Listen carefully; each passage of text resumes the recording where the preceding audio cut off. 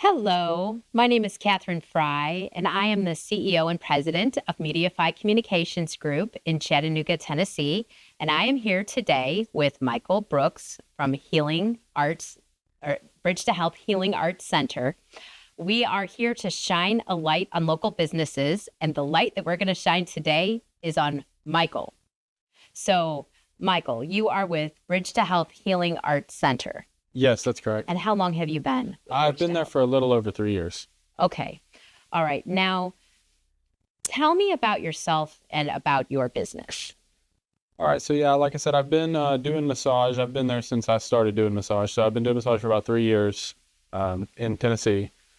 And we're a myofascial release clinic there in Hickson. So, Okay, myofascial release. Can you explain to our listeners what myofascial release is? So myofascial release, it's a modality of massage that kind of focuses in on the fascial system of the body, which is responsible for holding trauma, holding muscles, organs, and bones. It kind of holds everything up in your body. It's like a three-dimensional webbing from your head to your toe that just kind of stretches. And when you have repetitive stress traumas, you have like trauma, like maybe a car accident, football player, something like that. A lot of the times there's issues that make it all tighten down.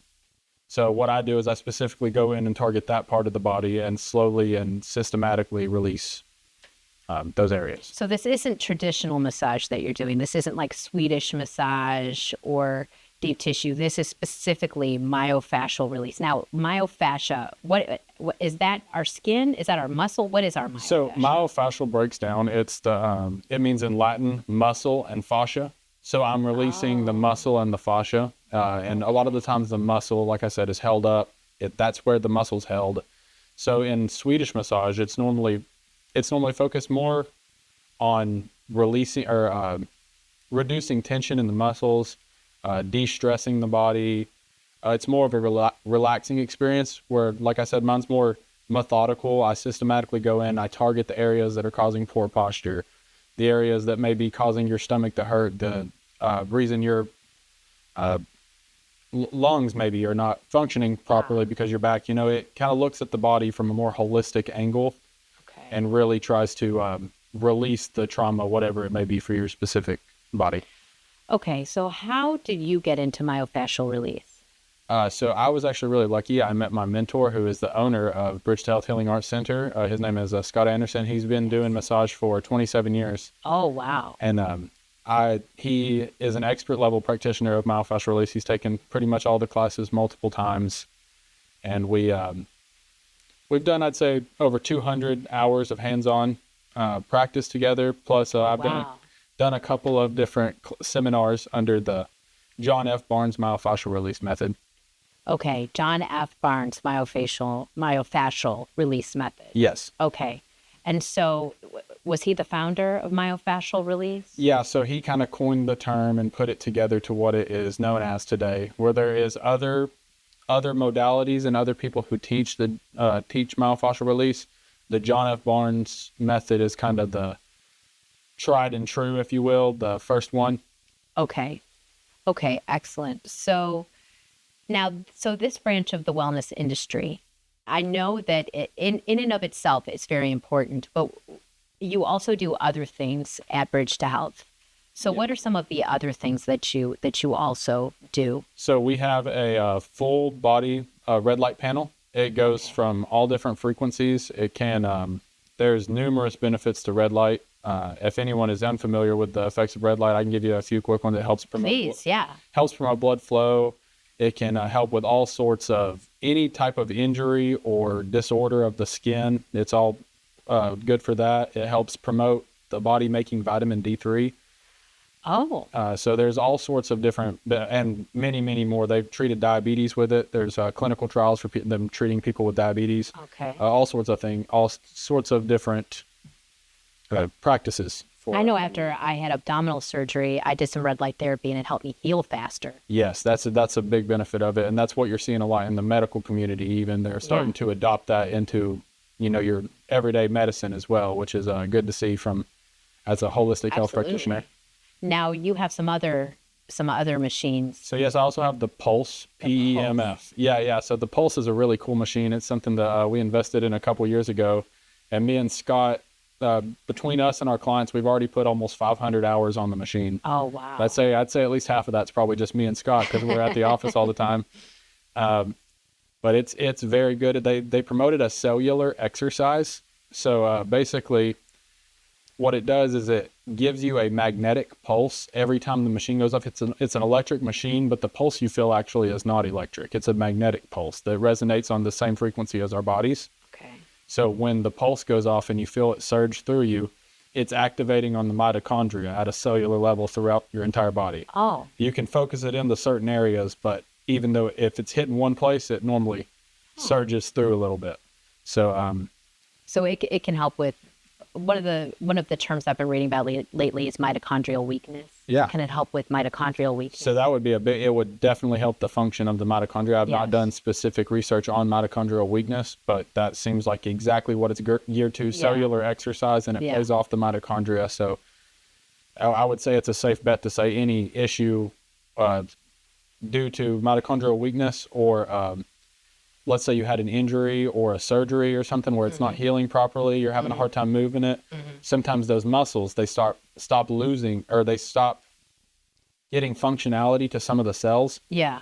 So if you can get that artificial pulse even of energy to it, ATP, it gives you an artificial pulse of ATP. So your mitochondria will release it faster from the cell. Fascinating. Yeah. Okay.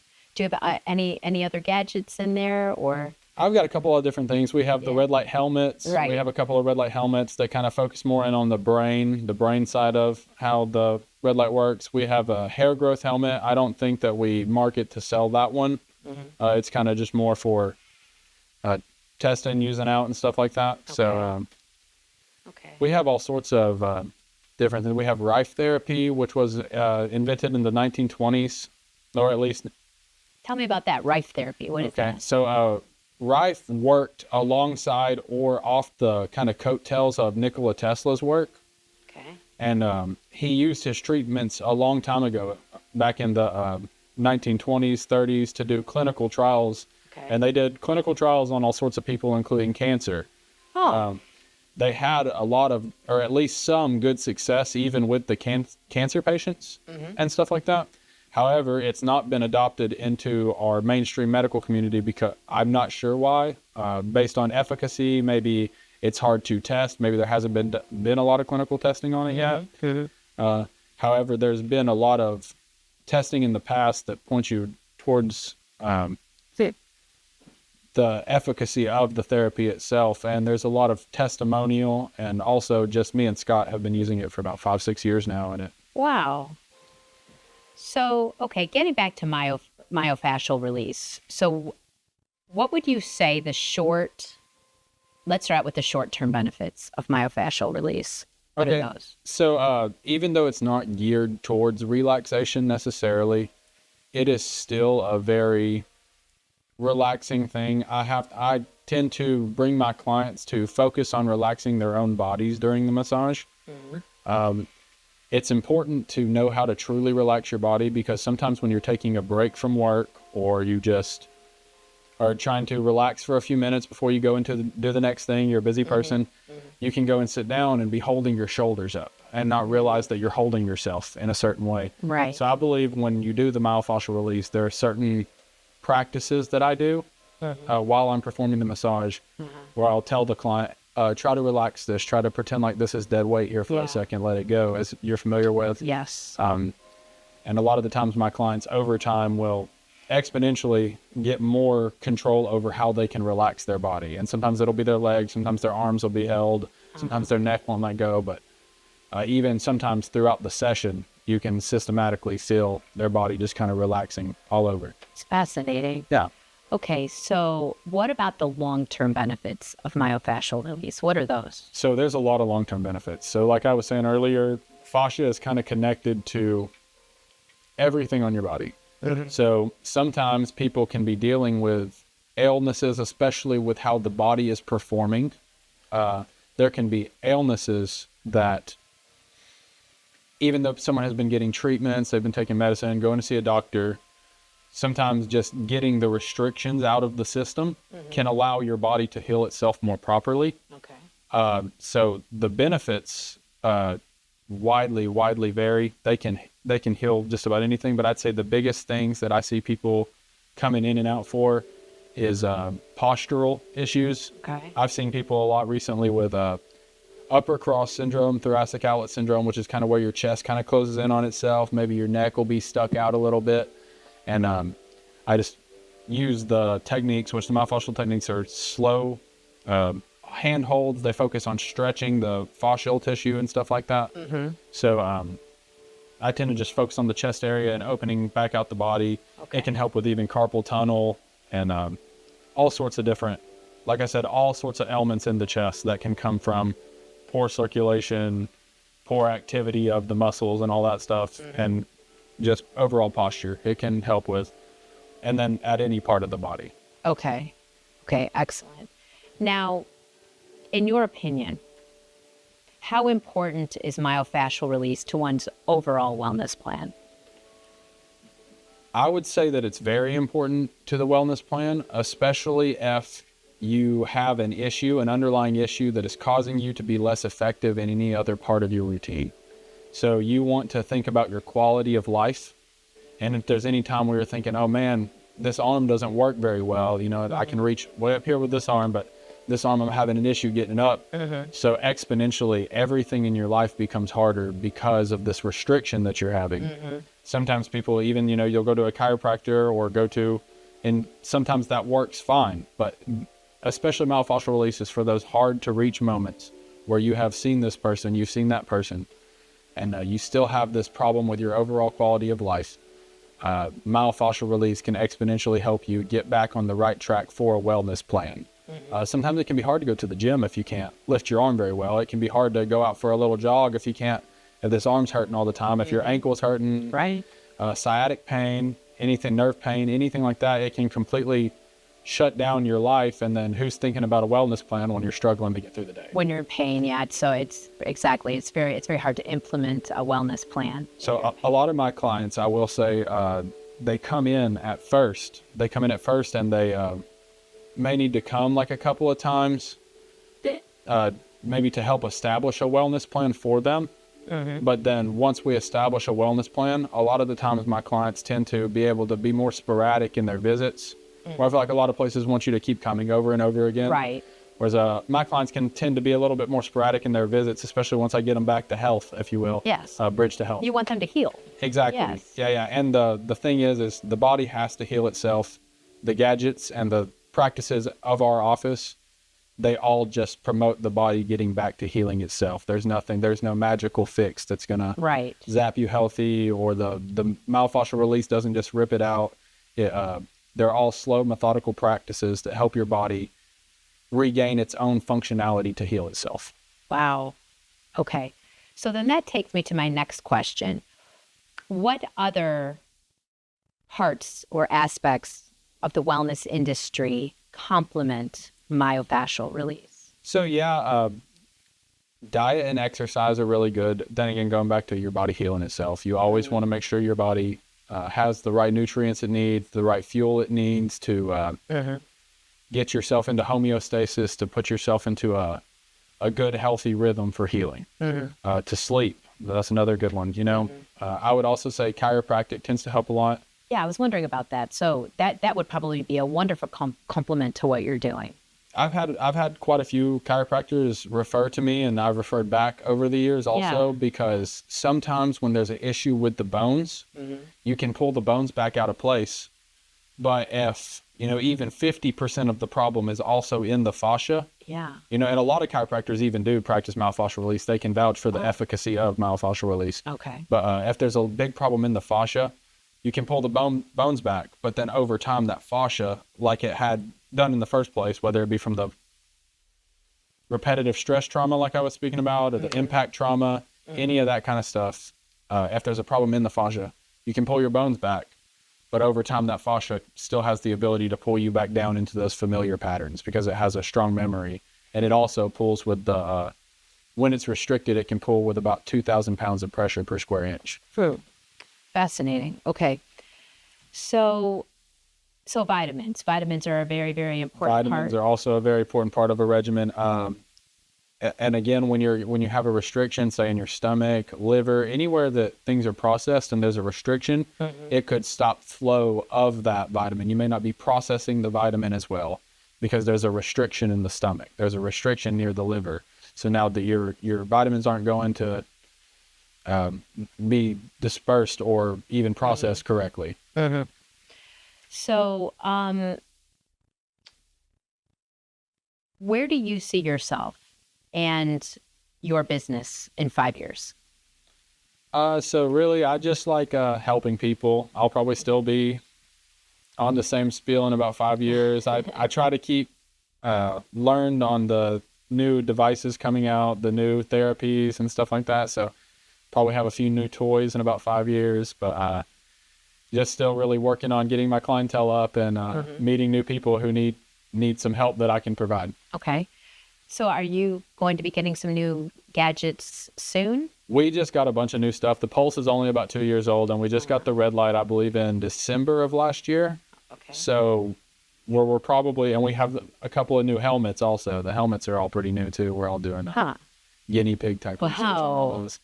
Okay. But yeah, no plans for anything new as of yet. But Okay. And then where do you see yourself in your business in 10 years?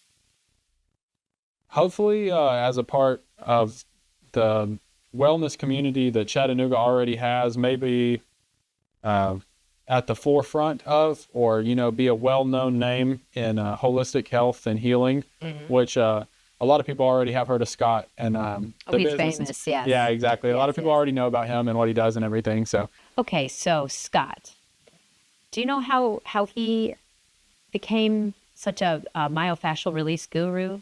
I don't. I know that he definitely took a break away from his previous career. He was in the corporate world for a long time, Oh, and he kind of stepped away to do his own thing. He, just wanted to branch out and then do what he wanted to do, and so he found massage therapy would be a good fit. And I'm not sure about all the intricacies of his story, but we should probably interview him here also. that would be. I think he would really enjoy that. Yes. But I know that he found myofascial release about halfway through his career or so. He does different than all the other massage therapists because it's kind of hard to keep up with that high demand of Yes. labor Right. just over and over again. Yeah. So I think he, not only just because of the astonishing reputation of myofascial release, Yes. but because of him needing and wanting to do something different, he found myofascial release, and I guess he just stuck to it like glue. He's been doing it for over 10 years now, for sure. It's very much like physical therapy, in my opinion. That's funny because John F. Barnes was actually a physical therapist. Oh, And although it's not like the only thing physical therapists do, a lot of physical therapists and chiropractors add it into their routine. But when it's added in, the training for John F. Barnes myofascial release says it takes about 90 seconds at times for fascia to start releasing. When you're adding that kind of modality into a routine, personally, I don't believe it gives it enough time to truly get into the issue a lot of the time. So when the chiropractor or physical therapist would refer out to me, I could spend that hour and a half that's needed to open somebody's chest. And that's why I've had such good work relationships with physical therapists, chiropractors and stuff in the past, is because they're like, you know what, you've got some tight restrictions. It'll be easier for me to work on you if you go see this guy first. And Scott's had the same type of response with his clients as well. so I know you're my massage therapist, and you have been or myofascial release therapist. Yeah. And it's been about, what, 2 years has it been? Maybe? I would say you at least 2.5 years. You maybe- kind of started supporting me right after I started getting up and going Yeah. and everything. So Maybe closer to 3. It's been a while. Yeah, it has been a while. It has been. Now that takes me to my next question. Okay, so I'm a woman, and I know the effects of myofascial release because I've experienced them. How do women and men experience myofascial release differently? So for most issues that men and women would have, they would be about the same. For let's say your general posture, your general thing like that, However, there's a lot of specific conditions that face men and women where it's like, say, a hormonal issue that causes back pain for a woman versus a hormonal issue that causes leg problems in a man or something like that. Just because of the difference in the hormone and how it affects you, you may have different symptoms. However, the work's still going to translate the same. However, there's also different traumas. Women tend to carry a lot of trauma in their hips, in their shoulders and back. Men can carry some in their shoulders and back. It's more towards the middle of their back a lot of the time. Interesting. Yeah, so you find yourself working on different parts of the body with men and women. I know with me, I carry my stress in my shoulders, but men, it would be further down the... Normally, and I'm not saying that men can't have pain, in different areas, and if they have pain here, it means one thing or another. It just, you tend to see those patterns forming based on men versus women. Okay. Now, what about pregnancy? How can you perform myofascial release on someone who's pregnant? And if so, what are the benefits? So yes, you can, and the benefits again are going to wildly vary. But pregnancy, it's very important to take care of yourself, to give you the vitamins, to have a wellness plan for yourself.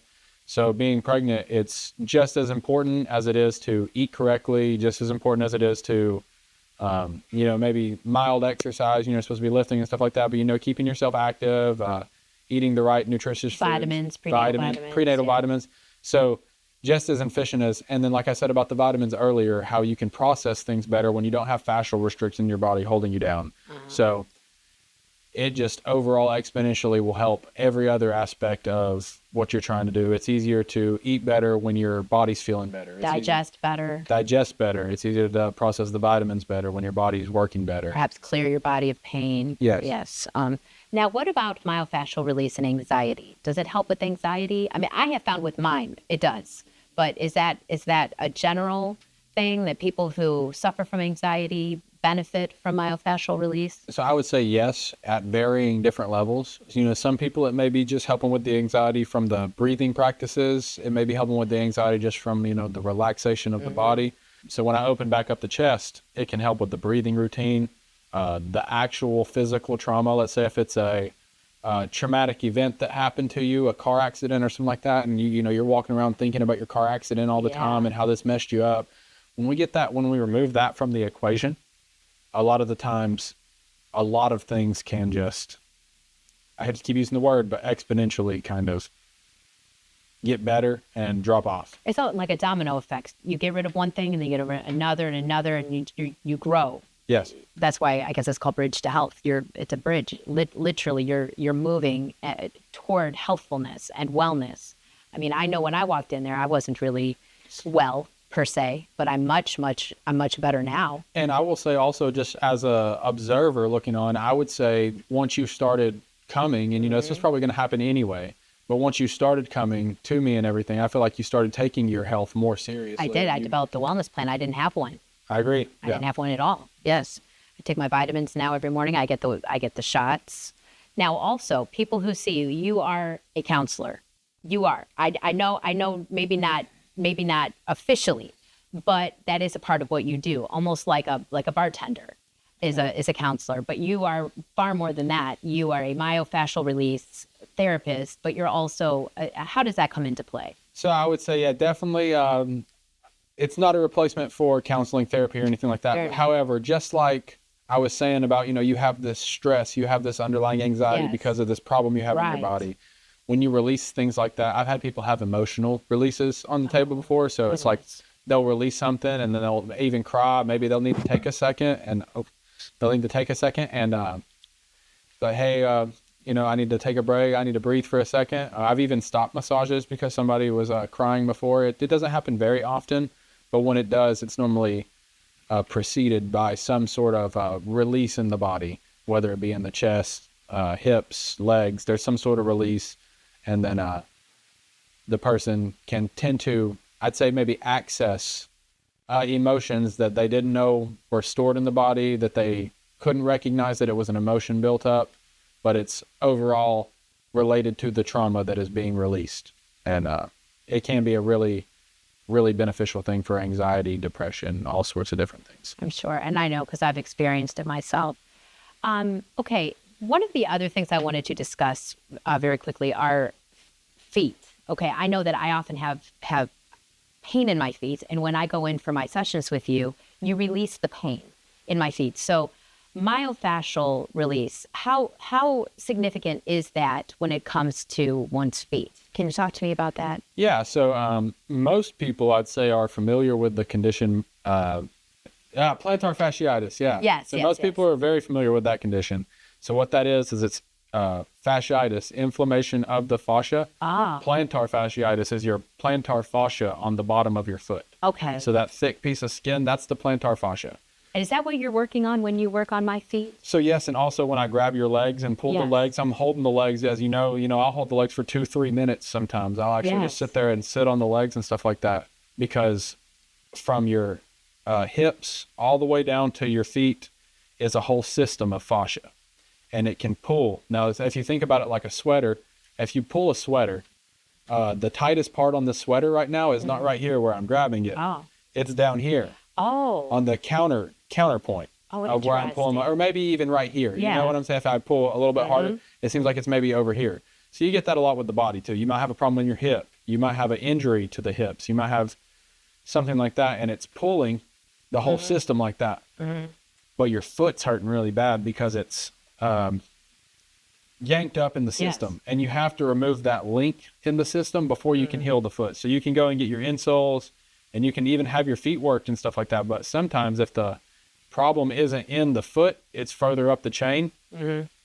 That's where I kind of hit the target where others may miss the mark, is because I systematically go through the body and release anything that I feel is an issue. So you may have a podiatrist, and you go see a podiatrist for your feet, and they're like, oh, your feet look good. We can get you these insoles and everything. And you're going to be treating symptoms, because that's what the podiatrist sees. When I look at your whole body and I spend that hour to hour and a half just dissecting or removing and isolating different places in the body, it tends to give you a broader picture and a more holistic picture on what you need to do to get your body back into a healing condition. I want to thank everybody for watching today, and I want to thank Michael Brooks for coming. Thank you. And you can find Michael online. Just put in Bridge to Health Wellness Center. And he is located in Hickson, Tennessee. This is Chat with Kat, and we shine a light on local businesses. And today I have been thrilled to be able to shine a light on Michael, who is my massage therapist, or my myofascial release therapist. Michael, thank you for coming.